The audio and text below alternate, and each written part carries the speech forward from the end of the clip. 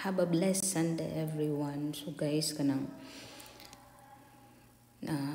na-experience man ginato ang linog no atong mga niaging adlaw. Yan na pa joy mga aftershocks. So maburay gihapon ta no. So sige lang tagka-worry ani ang ako no ang ato lang jud mabuhat ang pag-ampo ra gyud Lord sa Ginoo nga proteksyonan ta niya.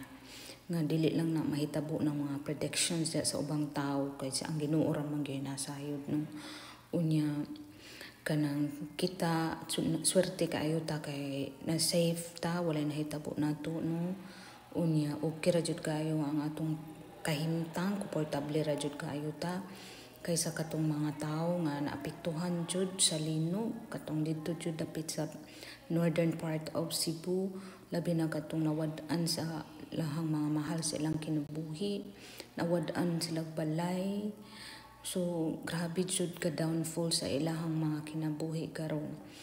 Unya ilahang panimuyo ron dili jud lalim. Kita thankful ra jud kayo ta kay kanang protection kanang safety ta kanang walay nahitabo nato.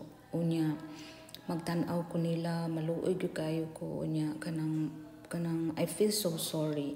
Unya kanang bitang gusto ka mutabang na kay ikatabang. So ang akong ikatabang ra jud no ang pag-ampo ra gyud nga ma-okay sila tanan pohon, magka-recover sila.